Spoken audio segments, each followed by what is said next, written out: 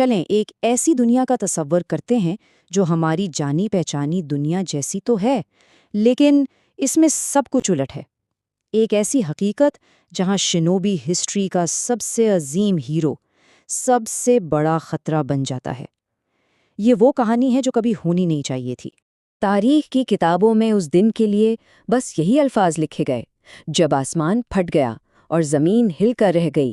یہ ایک ایسی دہشت کا آغاز تھا جس نے شنوبی دنیا کو ہمیشہ ہمیشہ کے لیے بدل ڈالا۔ آسمان پر سیاہ اور خون کے رنگ کی لکیریں تھیں۔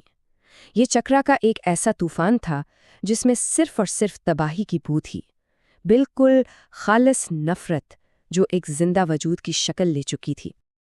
اور اس طوفان کے بالکل بیچ میں وہ کھڑا تھا، 9 دموں والا نہیں بلکہ 50 دموں والا ایک حیوان، ہر ایک دم سے جیسے قیامت برپا ہو رہی تھی۔ ایک ایسی طاقت جس کے سامنے پہاڑ ریت کے ذروں کی طرح بکھر رہے تھے۔ اس کا کوئی مقصد نہیں تھا سوائے مٹانے کے۔ ہر زندگی، ہر امید، ہر خواب، اس کی موجودگی ان سب چیزوں کے وجود کے لیے ایک گالی تھی۔ لیکن اس گہری تاریکی میں امید کی 2 شمعیں روشن تھیں، 2 روحیں جو اس طوفان کے سامنے ایک دیوار بن کر کھڑی ہو گئیں۔ چھوتو ہوکاگے مناتو نامیکازے اور اس کی بیوی کشینا اوزوماکی لہو میں لت پت، سانسیں اکھڑی ہوئی، لیکن ان کی آنکھوں میں ایک چٹان جیسا عزم تھا۔ وہ اپنے ننھے سے بچے کے لیے دنیا اور اس آفت کے بیچ میں کھڑے تھے۔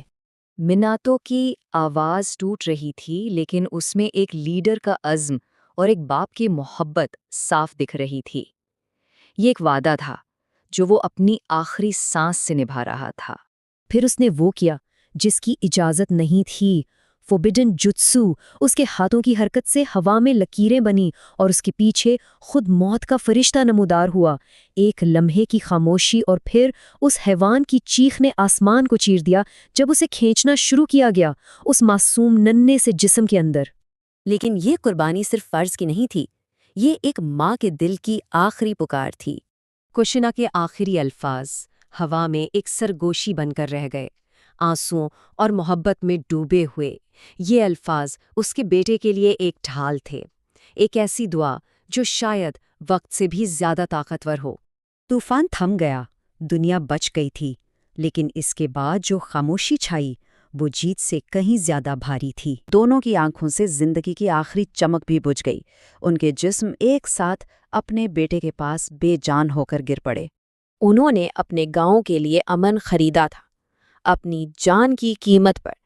جنگ تو ختم ہو گئی تھی، لیکن تباہی کی راکھ سے ایک نیا خوف جنم لے رہا تھا۔ آنے والی شنوبی ٹیم نے اپنے ہیروز کی لاشوں کو تو عزت سے اٹھا لیا، لیکن اس روتے ہوئے بچے پر کسی کی نظر نہیں پڑی۔ وہ بچہ جو اب ایک زندہ پنجرا تھا، بس وہیں اکیلا پڑا رہا۔ اس بچے کے پیٹ پر اب ایک پیچیدہ سا نشان تھا۔